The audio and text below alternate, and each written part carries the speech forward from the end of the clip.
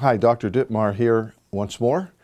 Today we're going to talk about servant leadership, a model, a concept of leadership that's very significant in our program, important here at Geneva College, and is a theme that runs throughout the course. And it's one of those ideas that has an impact on people who, along with other leadership models that we talk about, find themselves resonating with more and more as they go through the program. For some, it's a brand new idea. For others, it's a way of understanding things that they've done already. It's not a concept or a theory that's quite as closely put together, tightly knit, if you will, conceptually thought through as some of the others, like transformational leadership and transactional, and Joe Rost's view of leadership. Servant leadership is a broader concept, and it has lots of variations in it. No one particular author necessarily lays claim to it, but I'll get into that in just a minute. The term servant leadership appeared in the early 70s, about 1970, 71, and as a person whose name is Robert Greenleaf began to put together essays, just a series of essays, on a concept of leadership that he called servant leadership. And this came from some of his experiences that he had working in the telecommunications business, working in colleges and universities during the 60s, late 60s, during that time of turmoil and upheaval, and felt that, and also as a Quaker, in terms of his faith commitment, that this was a leadership model or leadership concept that would be helpful. And so he just literally, you can imagine just him writing these essays, not for publication necessarily, but just to distribute among friends and others, acquaintances to take a look at and read. And so he began to assemble more and more of these as time went on.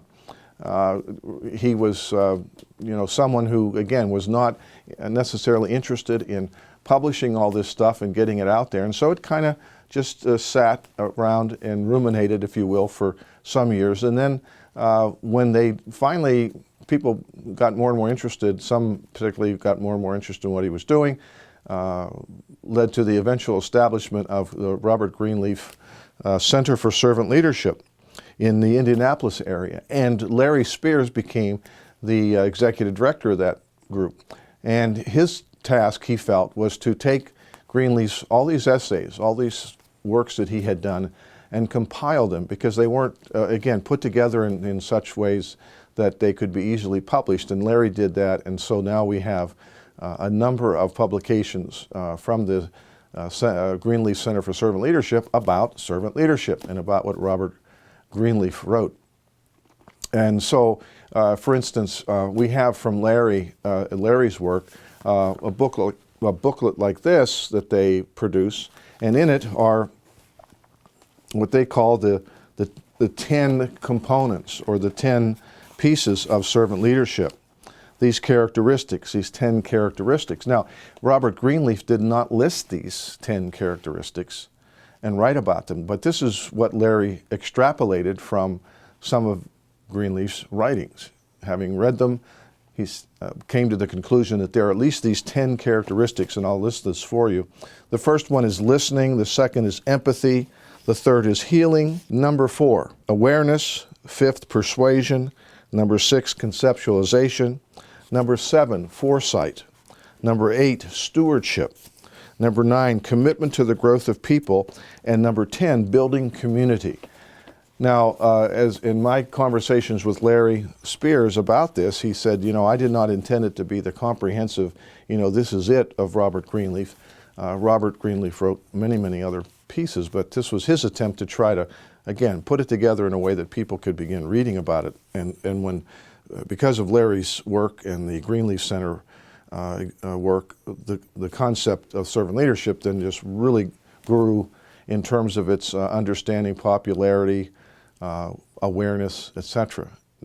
Today, we actually have a lot of ideas that people would say are, this is what servant leadership means to me. There are many books that have the title servant leadership in in them. And people have developed what you might call their own model of servant leadership. Again, because the idea, the concept didn't emerge out of some, academic research-oriented perspective. It was a professional, a person who had retired and reflecting back on his life and works, began to write about how he viewed his relationship with people as a leader. And this is what came out of that. So it wasn't conceptually, something that was very tight and had been researched and proven reliable and valid and all this kind of stuff. Not like Bernard Bass's transformational and transactional leadership, which is, again, when somebody says transformational leadership, Bernard Bass, boom, you know exactly what we're talking about, those 4 I's that I discuss. In servant leadership, it's a little different. Lots of different models, lots of different ideas out there. There isn't one model around which everyone says, aha, that's it. That's what servant leadership is. So you might even say that for a lot of our students, it becomes, less of a distinct model but more of a way of looking at leadership from a foundational point of view. Maybe a way of looking at the world. Frances Hesselbein, who is, she is the chair and director of what is now called the Hesselbein Leadership Institute in New York City, talks about servant leadership, and she uses words like, to live is to serve, and it's about who you are, not what you do, and things like that. So it becomes a way of looking at life in terms of taking this servant perspective. Now, one other book that is important, and by the way, I should say that Northhouse, again, the survey book that you get to read has a whole chapter on servant leadership, and so he compiles a lot of different ideas and what I just said. So number of people at Regent University in Virginia Beach have done work on servant leadership because they have a couple of doctoral programs in leadership, and so those doctoral students are producing research, and along with the professors down there have tried to do more on coming together with a model that people would agree, yes, this has some substance to it. This is what servant leadership is all about. And so some of that is summarized in here, but Regent University has done a lot of work in their leadership programs down there in trying to understand servant leadership. One other book that we use in the program that's very influential called The Serving Leader. The Serving Leader, that title's a little bit different than The Servant Leader, and it's used by John Stallworth. Ken Jennings and John Stallworth wrote this book. John Stallworth is someone who has taught in the MSOL program and someone who I've been associated with and friends for many years. And in this book, John writes and Ken write a story. And in that story about a young man who's struggling with things at work and actually takes a little bit of time off and spends some time with his father, who's involved in a lot of volunteer work now that he's retired. In this story, John and Ken express what they believe are the components of this thing called serving leadership, and I'll just very quickly point that out. On page 83 you can see it. You'll see it all through the book as they build it, but it's an upside down pyramid which starts with the concept of upend the pyramid, raise the bar, blaze the trail, build on strength, and then run to great purpose. And so this is their take on what serving leadership is about. This book has done remarkably well. It's a bestseller, continues to be a bestseller each year. It's been translated into other languages, and John has done a lot of work with organizations, businesses, individuals, companies in implementing the serving leader model.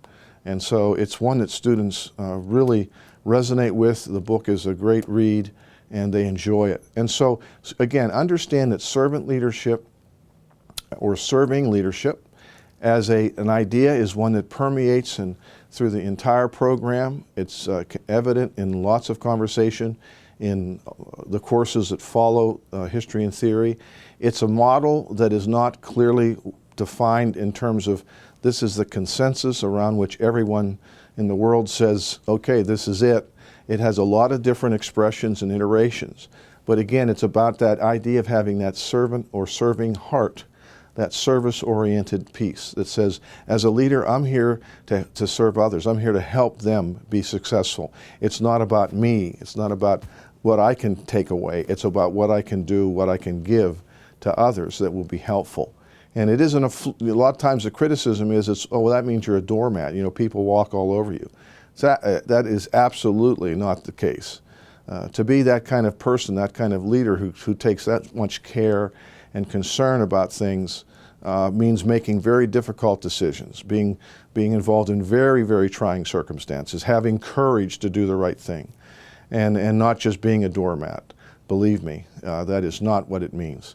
And yet people in organizations hear the word, leaders, you know, who are power people, they hear it and say, well, you know, hey, that's soft, that's never going to work in businesses.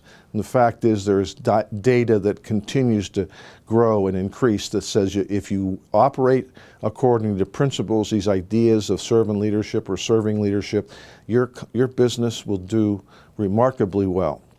It will improve. There's data to support it. But that's not why people should be this way, in my estimation. Yes, it's great. It's wonderful. It does work, but it's the right thing to do. It's the right way to lead. It's the right way. It's the right perspective to have on leadership.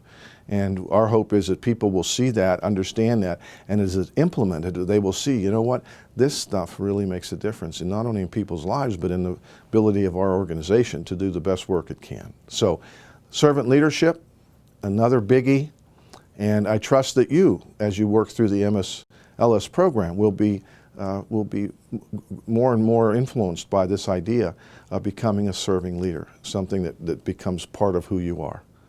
Thank you very much. Hope this is helpful.